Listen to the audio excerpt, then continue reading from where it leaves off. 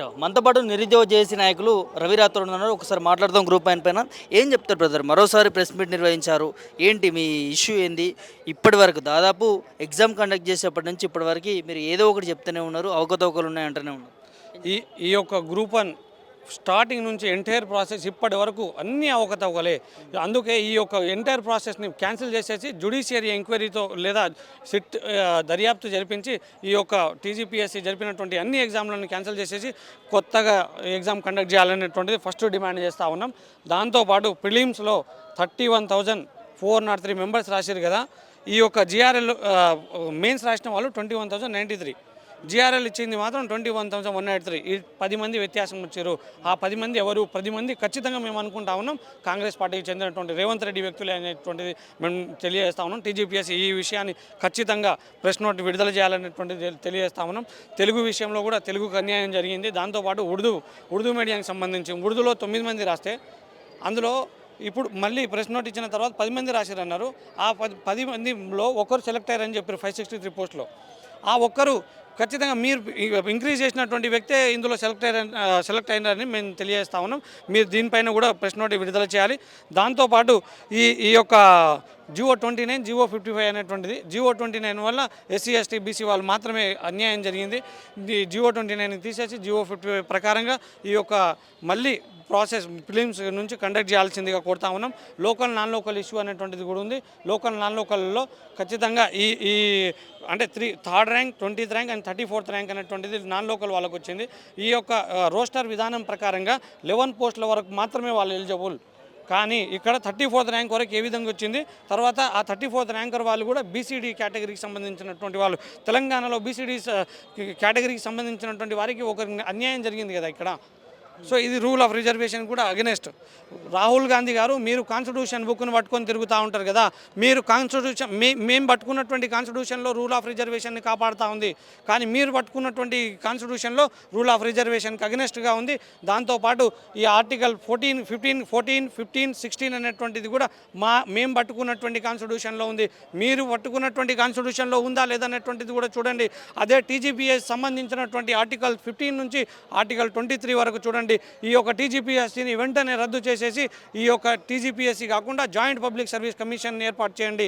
ఇది ప్రొవిజన్లో ఉంది ఈ యొక్క కాన్స్టిట్యూషన్ ప్రకారంగా. సో ఖచ్చితంగా టీజీపీఎస్సీని క్యాన్సిల్ చేయాలనేటువంటిది కూడా మేము డిమాండ్ చేస్తూ ఉన్నాం. అంటే ఇప్పుడు ఒకవేళ ఇది క్యాన్సిల్ చేస్తే క్వాలిఫై అయినటువంటి ఆస్పిరెంట్స్కి ఇబ్బంది పడాల్సిన పరిస్థితి ఉంటుంది. క్వాలిఫై అయినటువంటి ఆస్పిరెంట్లు ఎవరు ఇబ్బంది పడడండి. వాళ్ళ దగ్గర టాలెంట్ ఉంటే వాళ్ళు ఖచ్చితంగా మళ్ళీ వస్తారు. ఇందులో దొంగలు జోరీరు 200 పోస్టులు అమ్ముకున్నారు కదా. 200 పోస్టులు అమ్ముకుంటే ఇప్పుడు క్వాలిఫై అయినటువంటి వాళ్ళకు కూడా చెప్తా ఉన్నారంట టీజీపీఎస్సీ వాళ్ళు. ఈ సర్టిఫికేట్ వెరిఫికేషన్లో వాళ్ళు ఎవరైతే కొంతమంది మాట్లాడుతున్నారో వాళ్ళకి అగెనెస్ట్గా మీరు కూడా వీడియోలు చేయండి, మీరు కూడా ఫైట్ చేయండి అనేటువంటిది కూడా ముందే ప్రయత్నాలు చేస్తూ ఉన్నారంట వాళ్ళు. టీజీపీఎస్సీలో ఇప్పుడు సర్టిఫికేట్ వెరిఫికేషన్ వెళ్ళారు కదా కొంతమంది 563 మెంబర్స్ 1:1 పిలిచారు కదా. సో వాళ్ళని కూడా రెచ్చగొడతా ఉన్నారు. సో వాళ్ళని రెచ్చగొట్టి మీరు కూడా మాట్లాడండి వాళ్ళకి అగెనెస్ట్గా అనేటువంటిది అంటా ఉన్నారు. కానీ మేము అన్యాయం అయినాం కదా, మేము అన్యాయం అయినాం కాబట్టి మేము బయటికి వచ్చి మాట్లాడుతూ ఉన్నాం. ఈరోజు మీ కడుపులు నిండింది కాబట్టి మీరు మాట్లాడుతుండొచ్చు.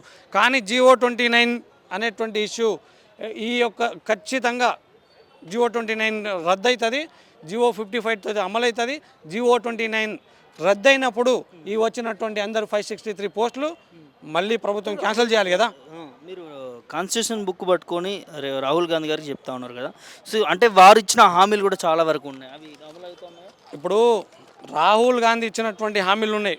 ఇది ఒకటి చెప్తాను మీకు, ఒక్క నిమిషం. ఈ రాహుల్ గాంధీ చెప్పినటువంటిది ఏంటంటే ఇప్పుడు యూత్ డిక్లరేషన్ అనేటువంటిది అన్నారు. అందులో ఏమన్నారు? ఒక్కొక్కరికి 4,000 నిరుద్యోగ వృత్తి ఇస్తామన్నారు. ఒక్కొక్కరికి 4,000 నిరుద్యోగ వృత్తి ఇస్తామంటే ఇప్పటికి 16 నెలలు అయింది. ఎన్ని రావాలి? 16 నెలలు ఇంటూ 400 అనుకున్నా ప్రతి 4 లక్షల నిరుద్యోగులు ఉన్నారు ఇక్కడ. 40 లక్షల మంది, 40 లక్షల మందికి ఎంత కనీసం మన సంవత్సర బడ్జెట్ మొత్తం కూడా సరిపోదు, అంత అప్పు ఉన్నారు. మీరే కదా ప్రియాంక గాంధీ గారు చెప్పారు, సోనియా గాంధీ గారు వచ్చి చెప్పారు, రాహుల్ గాంధీ గారు వచ్చారు. ఈ యొక్క కాన్స్టిట్యూషన్ని రక్షిస్తున్నామన్నటువంటి రాహుల్ గాంధీ మీరు కన్యాకుమారి నుంచి కాశ్మీర్ వరకు వెళ్తూ ఉన్నారు కదా, కాన్స్టిట్యూషన్ రక్షకుడిని నేనే అని చెప్పి. ఈ తెలంగాణలో మీ ప్రభుత్వం ఉంది, కళ్ళకి ఏం కట్టుకున్నారు? మీకు కనిపిస్తలేదా ఈ తెలంగాణ? షేమ్ అండి, షేమ్. రాహుల్ గాంధీ అనేటువంటి వ్యక్తి అన్ఫిట్ ఈ పొలిటీషియన్. ఈ అసలు తెలివి ఉందా? ఈ యొక్క తెలంగాణలో ఏం జరుగుతుంది అనేటువంటిది మీరు తెలుసుకోరా? గతి తప్పినటువంటి ఈ యొక్క ప్రజాప్రభుత్వం, గతి తప్పిన రాజకీయం, గతి తప్పినటువంటి ఈ ప్రజాస్వామ్యం, తప్పుతున్నటువంటి ప్రజాప్రభుత్వాలు, క్రమం తప్పుతున్నటువంటి ఈ టీజీపీఎస్సీ తిరిగి ఎప్పుడు సక్రమానికి శ్రీకారం చుడతాయో అంతవరకు ఈ విప్లవాలు విశ్రమిస్తూనే ఉంటాయి. తర్వాత ఉద్యమాలకు ఊపిరి పోస్తూనే ఉంటాం. జై తెలంగాణ, జై జై తెలంగాణ. తెలంగాణ నీళ్లు, నిధులు, నియామకాలు అనేటువంటి ట్యాగ్లైన్తో ఏర్పడ్డది. నియామకాలు అనేటువంటిది ఎవరికి వెళ్తూ ఉన్నాయి? ఈరోజు మినిస్టర్లు ఉన్నటువంటి వారి కుటుంబాలకు వెళ్తాయా? 10 మంది ఎక్స్ట్రా వస్తారు. వాళ్ళు ఎవరు? ఖచ్చితంగా మినిస్టర్ల యొక్క కుటుంబ సభ్యులకే వచ్చిందనేటువంటిది కూడా మేము డిమాండ్ చేస్తూ ఉన్నాం. ప్రెస్ నోటు వెంటనే విడుస్తుంది కదా టీజీపీఎస్సీ. ఈ 10 మంది ఎవరనేటువంటిది తెలుస్తలేదా? ఇది మాత్రం చాలా తీవ్రంగా ఈ యొక్క టీజీపీఎస్సీని మేము డిమాండ్ చేస్తూ ఉన్నాం. మీరు ప్రెస్ నోట్ వెంటనే విడుదల చేయండి, లేదంటే ఈ టీజీపీఎస్సీని రద్దు చేయండి, జాయింట్ పబ్లిక్ సర్వీస్ కమిషన్ ఏర్పాటు చేయండి. మనకు ఈ యొక్క కాన్స్టిట్యూషన్లో ఉంటుంది ఆర్టికల్ 315 నుంచి ఆర్టికల్ 323 వరకు ఈ జాయింట్ పబ్లిక్ సర్వీస్ కమిషన్ ఏర్పాటు చేసేసి, జాయింట్ పబ్లిక్ సర్వీస్ కమిషన్ ఉంటేనే మేము ఎగ్జామ్ రాస్తాం. లేని పక్షంలో ఈ నిరుద్యోగులందరినీ బైకాట్ చేస్తాం. ఈ ఎగ్జామ్ని మాకు ఎగ్జామ్లు అవసరం లేదు. మీరు ఇచ్చుకుంటున్నారు కదా మీ కుటుంబ సభ్యులకు, మీరు ఇచ్చుకోండి. మీరే డీసీలు, మీరే రాజకీయ నాయకులు, మీరే ఉండండి. మేమేం చపరాసి కాదు. ఈ తెలంగాణ రక్తం జర జాగ్రత్త అనేటువంటిది కూడా కాంగ్రెస్ ప్రభుత్వాన్ని హెచ్చరిస్తూ ఉన్నాం.